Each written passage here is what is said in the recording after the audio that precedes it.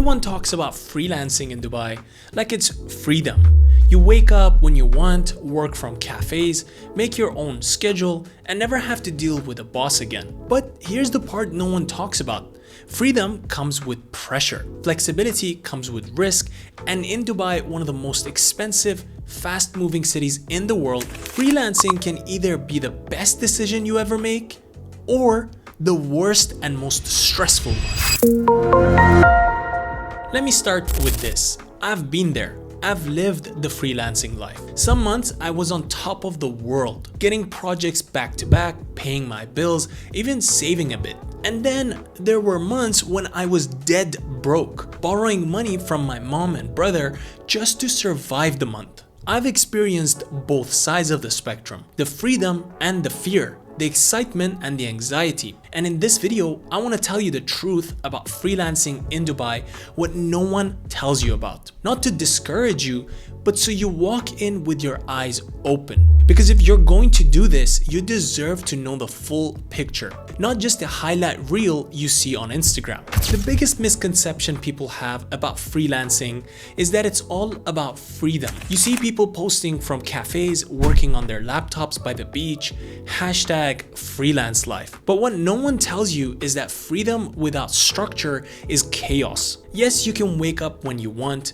but if you don't work, you don't earn. There's no paid leave, no safety net, no one depositing your salary for you on a month-to-month basis on the first of every month. When you're employed, your biggest stress is usually your boss. When you're a freelancer, your stress is everything else. Finding clients, sending invoices, chasing payments, negotiating rates, doing the work, revisiting the work, handling complaints, paying your bills, all while trying to look like you have it all under control and all together. It's not passive income, it's survival income, at least in the beginning. And that's the part no one warns you about. Here's where things get real.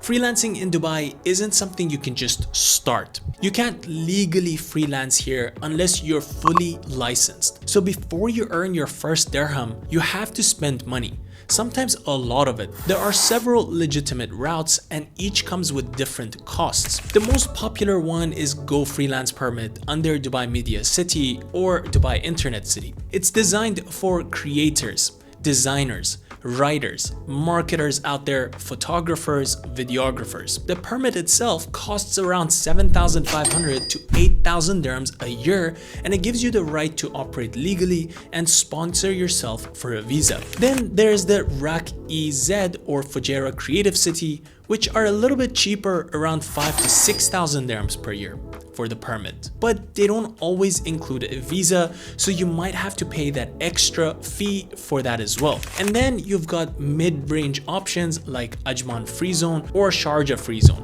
which range between 6,000 to 7,000 or even 15,000 depending on what's actually included. So even before you make your first client payment, you're already out close to 8,000 to 20,000 dirhams once you add your Emirates ID, medical insurance, and visa fees. And let's not forget, these are annual costs. That means even if your income fluctuates, and trust me, it will, those renewals don't wait. They don't really care whether you've made it or not. When I first started freelancing, I didn't fully understand how expensive it was just to be legal, and I was rarely ever ready for it. I thought once I get a few clients, it'll cover itself, but it doesn't always work that way. There were months when I'd made nothing, and when renewal season came around, I felt that pressure like a mountain on my chest. Now let's talk visas, because this is where a lot of confusion happens. If you're under your parents' or spouse's visa, congratulations, you're already saving thousands a year. You can still get a freelance permit and operate legally without needing your own visa. But if you need to sponsor yourself, that's another 3,000 to 5,000 dirhams gone out of your pocket, depending on the free zone and visa validity. Add health insurance, Emirates ID, and the medical test that I was talking about, and you're looking at another few thousand dirhams right there. That means in total, starting as a freelancer from scratch can easily cost between 10 to 25,000 dirhams with a lot of variables before you've made your first dirham. Now, it's not all doom and gloom because these costs are investments if you manage to build a consistent business. But again, they're still heavy upfront, especially if you're transitioning from a full-time job where you were used to stable paychecks. Now, here's the part most people aren't ready for, and it's the hardest truth of freelancing. Your income will not be consistent. Some months you'll make 10,000 dirhams, maybe even 20,000 dirhams, and you'll feel unstoppable. You'll start thinking,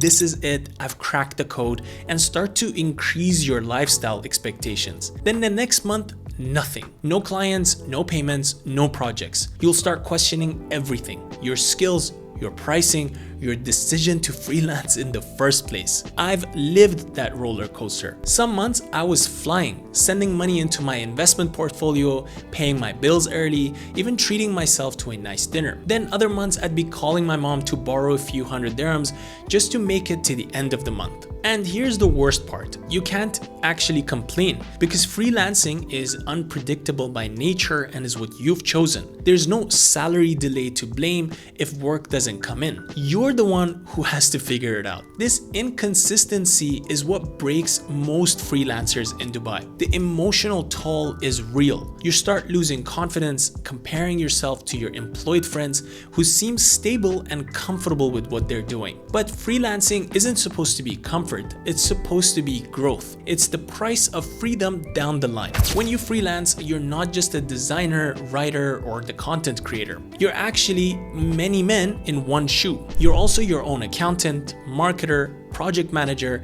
and sometimes even your own debt collector.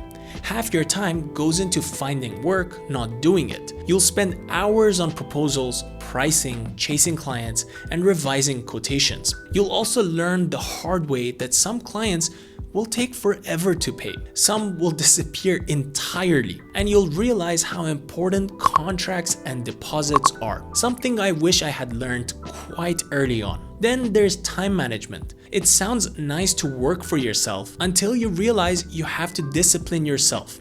No boss means no deadlines unless you set them yourself for yourself. And if you're not careful, procrastination can quietly destroy your income. The freedom that looks so appealing in freelancing, it only works if you have pure structure. Otherwise, that freedom will eat you alive. After a few rough years, I learned how to make freelancing sustainable. The trick isn't talent, it's diversification. Don't rely on one client. Don't rely on one type of service. Build a few consistent revenue streams, even small ones, so you're not panicking every single month. I started locking in monthly retainers instead of one-off projects. Instead of doing one big project for 10,000 dirhams and then waiting 2 months for the next, I started offering smaller, consistent services like monthly content packages or ongoing consulting.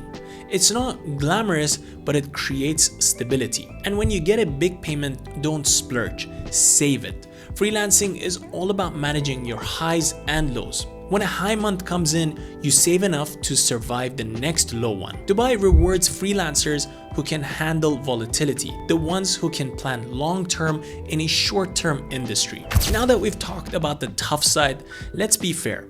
Freelancing in Dubai can also be incredibly rewarding if you get it right. Obviously, there are a lot of moving parts. Dubai is full of opportunities. Every week, there's a new business, a new brand, a new startup looking for marketing help, social media management, and so on. Companies here move fast and they prefer working with freelancers because they're more flexible than agencies. And when you do land good clients, the pay here is much better than in many other parts of the world. You can charge premium rates because businesses in Dubai understand value. There's also no income tax, which means what you earn is yours. And the networking potential here is unmatched, contingent to the fact that you actually network. A single connection at an event can change your income for the year. Freelancing also gives you something most jobs never will: control over your own time.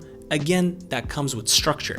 You decide when to work, who to work with, and what projects align with your values. It's freedom, but you earn that freedom by being disciplined. If I were starting freelancing again today in 2025, I would do it differently. I'd save at least 3 to 6 months of expenses before going full-time. That way, if you hit a dry month, you're not completely panicking. Third, I'd always have contracts in place, no exceptions, and I would never start work without at least a 50% advance fee. And I would price based on value, not desperation. Again, easier said than done. The quickest way to burn out is undercharging. And finally, I would network constantly. Attend events, meet people in your industry, connect on LinkedIn, because in Dubai, relationships build income faster than ads ever will. And this is something I truly need to work on myself, even today as an agency owner. So now here's the truth no one tells you. Freelancing in Dubai isn't for everyone. It's unpredictable, sometimes lonely, and emotionally draining on a day-to-day basis. You'll have weeks where you feel like you're crushing it, and others where you question your entire career choice. But it could also be one of the most fulfilling paths if you can handle the uncertainty. You'll learn resilience, you'll learn how to communicate, negotiate, and survive. You'll learn more about yourself in 1 year of freelancing than in 5 years of a regular job. For me, freelancing was a turning point. It taught me how to take responsibility for my income, my growth, and my mindset. It forced me to grow up financially, and even though there were hard months where I literally borrowed money from my mom just to pay bills, I wouldn't trade that experience for anything else. Because freelancing didn't just teach me how to make money, it taught me how to make it work, even when nothing went according to plan. If this video gave you a real picture of what it's like, hit like, subscribe, and share it with someone who's thinking of going freelance. Thank you guys so much for watching, and I'll see you guys in the next one.